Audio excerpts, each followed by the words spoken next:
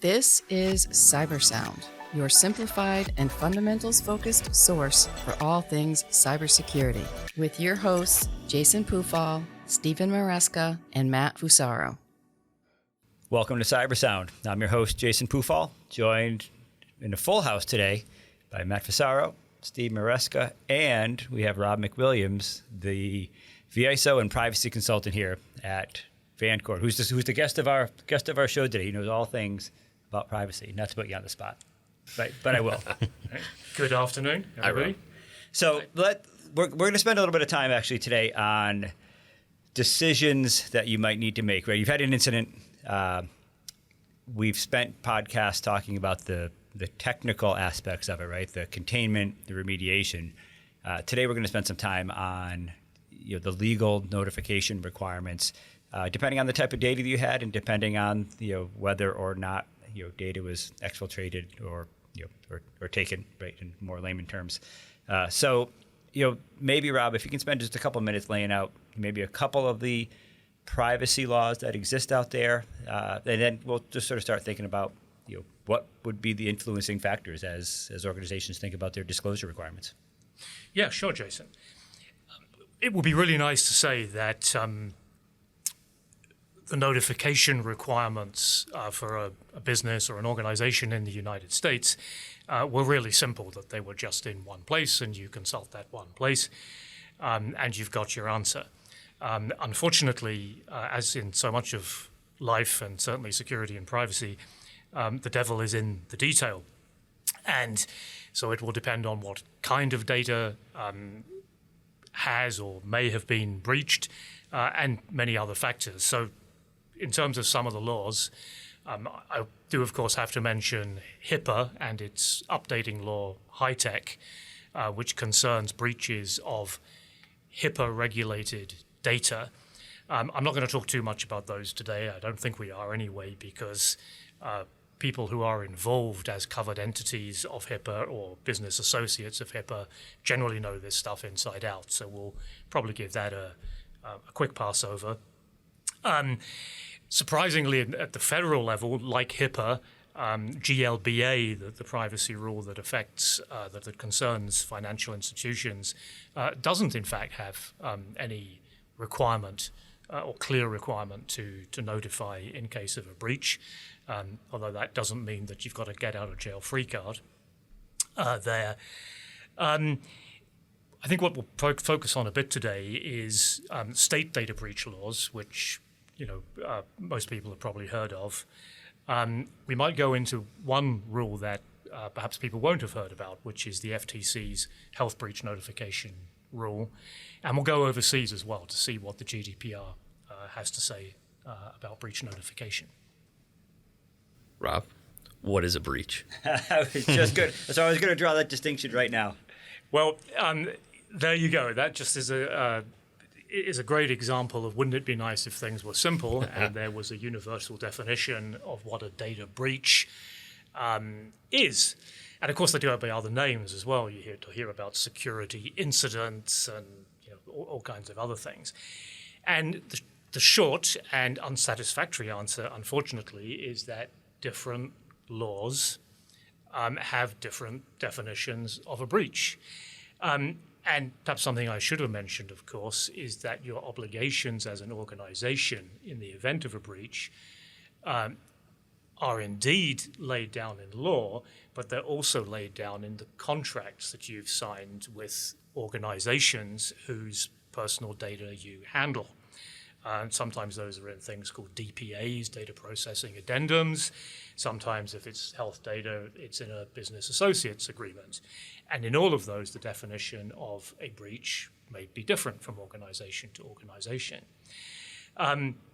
Taking the state data breach laws, of which there are now 50, and that number's not coincidental, plus a few overseas territories, they generally agree that it's an unlawful or unauthorized disclosure of personal information.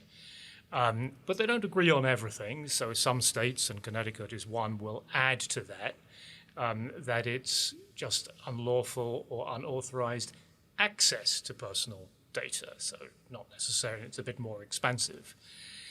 There are certain things that completely rule out something being a breach, and one of those is encryption. If your personal data is adequately encrypted, then, and the key there is adequately, then it cannot be breached.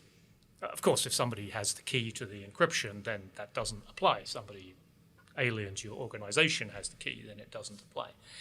So there isn't a simple explanation of a breach, and as I know you know, Steve, very often the biggest part of any breach response is working out whether a breach actually happened. So it would be fair to say that a breach is broadly understood to mean the disclosure of information across the line between an organization and some entity outside thereof, or across the line of authorized use. Yes, I mean, in fact, here is a fairly standard definition. Unlawful and unauthorized acquisition of personal information that compromises security, confidentiality, or integrity. And yes, the line between an organization and outside the organization is important because, and in fact, some state breach laws have a stipulation that actually carves out a good faith disclosure of personal data within the organization. So some member of your staff sees the data and they shouldn't have seen the data according to your own policies, but they did. But they didn't do anything bad with the data. They just saw it, they reported it. That's usually carved out as not a breach. Obviously, if they saw it, downloaded it, and sent it off to their hacker friend, then that would be a different question. Yeah. So it's fair to say then, if there is an incident that results in a breach, and you've got employees of a company that are spread across a variety of different states, you need to reconcile the breach notification laws for every state, or are you doing notification based on the state that you reside in? It's the law that applies to you is based on the residence of the individual whose data has been breached. Wouldn't it be nice if it was just where you happen to reside? And so if you're a New York business, all you have to know is the New York breach notification or breach notification law. Unfortunately, it's not that way. So if you are a national business, and we'll come to international later, you may well end up having to look at the breach notification laws of 50 states and a handful of territories. So during the analysis process of something that might turn into a breach determination, you have to keep all of those things in mind and prepare for determining what data has been exposed. You have to do that work to help ultimately decide what notification is required. So what's that look like? I actually think it's better if you've done the work before the breach comes along, because if you suddenly discover that you've had a breach, then the organization goes into hopefully controlled panic mode, and all of this then has to happen. If you're an organization that collects and uses personal information, and that's nearly every organization today, and you believe that data would require notification in the United States, that's something else we should come to, is the kinds of data that require notification. I think it would be great preparation to say, okay, 50% of the people whose data we hold are in California, so you prioritize California. 20% are in New York, so you prioritize New York. If you've got one or two people in Rhode Island, maybe you can leave that as a manageable risk or for something later in the process. Yeah.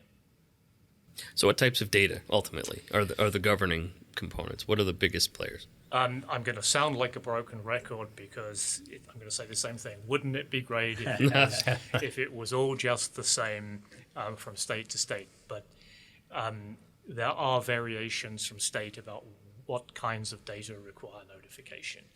The good news is there is a basic definition that applies in most states. First name or initial and last name plus social security number, driver's license number, or some other state-issued ID, or a financial account or card number, usually combined with a security code or PIN or something that would give you access to that that account.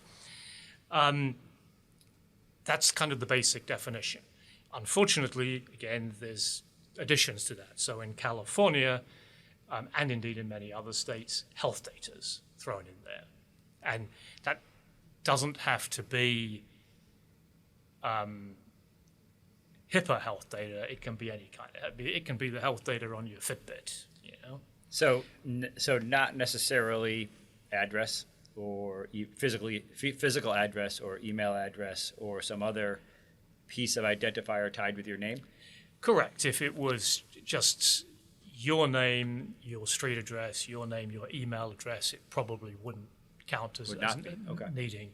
But these definitions are expanding all the time. And again, in California, and I'm sure other states, a simple username and password to any kind of online account, you know, even your Yahoo Mail would require notification. So these are things you have to be on top of.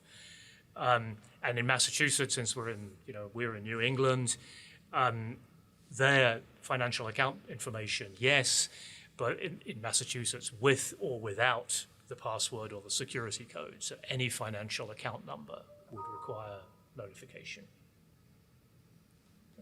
So just playing devil's advocate here, what happens if I just choose not to notify? What happens to a company? What do they have to be prepared for risk in that case? Well, it could, depending on your luck or lack of it, Yep. It could run the gamut from nothing to action by the state attorney general against you if the breach is discovered, or private right of action. There could be a class action lawsuit against you. So this is not something you want to mess around with. And I think it is better to.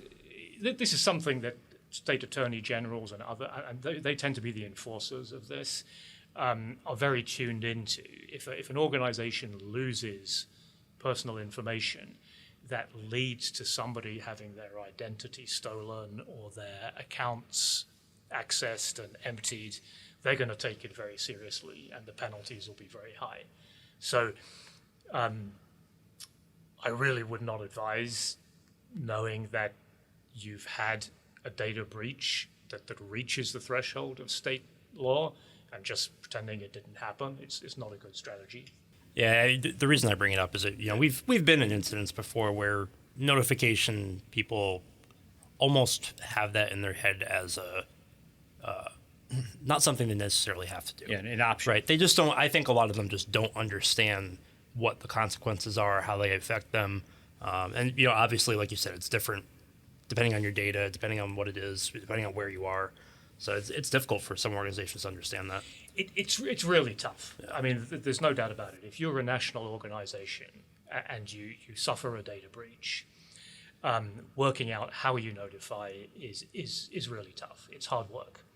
So the best solution is not to have a breach, but I know that's not always an option.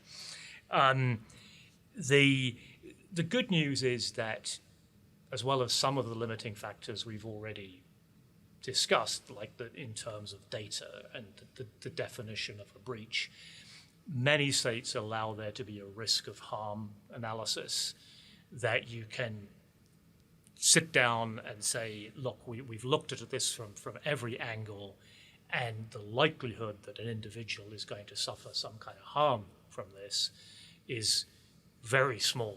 So we're not. This is not a breach as defined by state law. My only advice on that is that risk of harm assessment, it can't be magical thinking, and you've got to guard against wishful and magical thinking. Say, nothing's going to happen. And basically, if somebody has got from you names and social security numbers and driver's license numbers, there's a good chance that something bad could happen to those people, and you've got to acknowledge that. As part of the notification process, is it required in any states that you notify Attorney General, or is that typically an act of just transparency by a company? No, in the majority of cases, breaches above a certain threshold of affected individuals will require notification to the Attorney General. Now, the number varies from state to state. It's fairly high. You're not going to hit it if it's just 100 individuals or something, but there is a threshold there, and you normally have to notify the AG. You may have to notify the individuals themselves. You probably will. In some states, you have to notify the consumer rating agencies, so the guys that do the credit scores. In some cases, you may have to put something in the media, even, and put something in the whatever the state equivalent of the Hartford Courant is, to say this, your organization's had this breach. So, if you're not otherwise required or compelled by threshold, by the number of records like you're talking about, it's just a general set of guidance. Is it still a nice or recommended courtesy to notify? Is it a reasonable practice to notify even if there isn't necessarily sufficient grounds to do so? I think that would apply primarily to the notifying individuals. I guess it's arguable whether you should, out of courtesy alone, notify the Attorney General or the Hartford Courant, in our case here. With individuals, I guess it's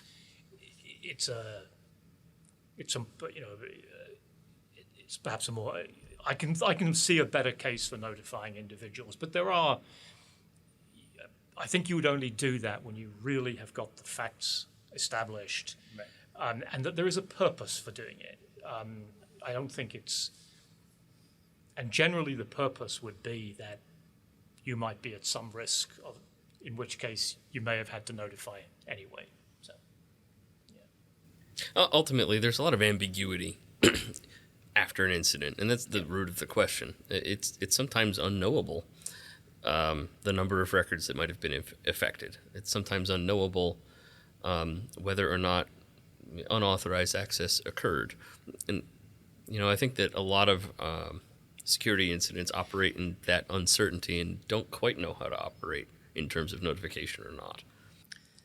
It's also one of the reasons why typically really early in incidents, we transition a conversation from containment to, well, let's make sure we do some cursory data analysis to understand what your potential risk down the road is, because once things are back up and running is usually when we transition into that data analysis, data notification phase, but you don't want to have destroyed evidence while doing any of that precursor work or anything like that. So these things go hand in hand for sure. So while we may have broken the conversations up into segments, the reality is you need to be thinking about all of this from the start, from the time something is an incident until the time it becomes a breach. So hypothetically, we've reached the threshold of breach. We've done the basic notifications to whatever is required by the local regulator. What is the next step? What's the tail end of the notification process look like if there is a common set of actions? Well, notification can be the end, that you've told the required parties that the breach happened. The notification, again, depending on the specific law, should contain certain elements, and we've talked about some of those. What happened, what the risk is, what data was breached, that sort of stuff. And sometimes, as you know, it's very common to offer, if there's a risk of identity theft, to offer credit monitoring. And I think in some cases that is obligatory. So I'm sure we've all had those emails from time to time saying you can get free credit monitoring because your data was breached. And if things go well, that might be the end of it. It's, I think, where security incidents can seem endless is when you don't respond to them properly, and then there's comeback with regulators or others saying, why didn't you notify, why didn't you do this, why didn't you investigate properly?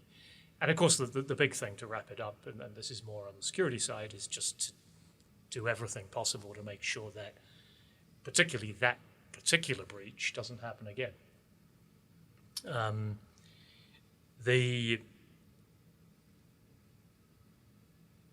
One other thing I would probably throw out there is, as an organization, is always to think at what point you are going to need outside help.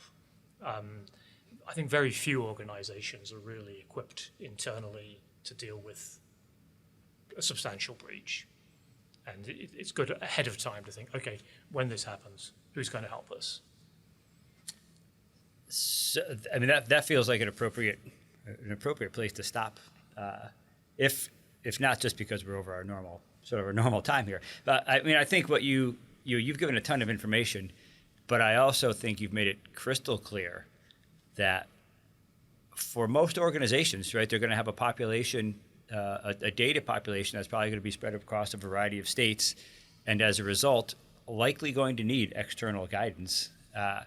So don't try to do it on your own. Reach out to somebody. Ideally find legal counsel during the incident, but get that guidance early. Understand what your obligations are, and it's going to be based on your state, based on what regulatory requirements you need to have met, and potentially, right, you're notifying individuals and attorneys generals and individual states. So it really complicated really quickly, it seems. If I could just quickly say two other things just to make sure I've given the complete picture. One is there is a federal FTC health breach notification rule that is deliberately targeted at organizations that process health data but are not covered by HIPAA. So they're not hospitals, they're not practices, they're things like connected devices. And so if you are collecting that kind of data from your users, you've got a wellness app or a connected device of some sort, and that data is breached, you're not off the hook because you're not covered by HIPAA. You have to report under the FTC health breach notification rule. And the other one, just as a one-liner, is these in overseas, so let's just talk particularly about Europe and the UK, all of this is in the GDPR, similar kind of things about when you have to notify, what kind of risk assessment you can do before notifying, timeframes. The difference with the GDPR is it doesn't limit it to certain kinds of data, potentially any personal data. So going back to what you brought up, Jason, even just an email, an address, and a name, if breached and posing some kind of a risk, could require notification in Europe. Well, Rob, thanks for joining. You're welcome. This is hugely helpful. I think maybe for some people it probably raises as many questions as it answers, but I think that's the goal, right? Get people thinking a little bit about what the risk is and what the requirements are. As always, if anybody wants to explore this topic any further, let us know. We're happy to continue the conversation. And we hope you got some useful information out of this, and we appreciate everybody listening. Thank you. We'd love to hear your feedback. Feel free to get in touch at Vancord on LinkedIn or on Twitter at Vancord Security. And remember, stay vigilant, stay resilient. This has been Cybersound.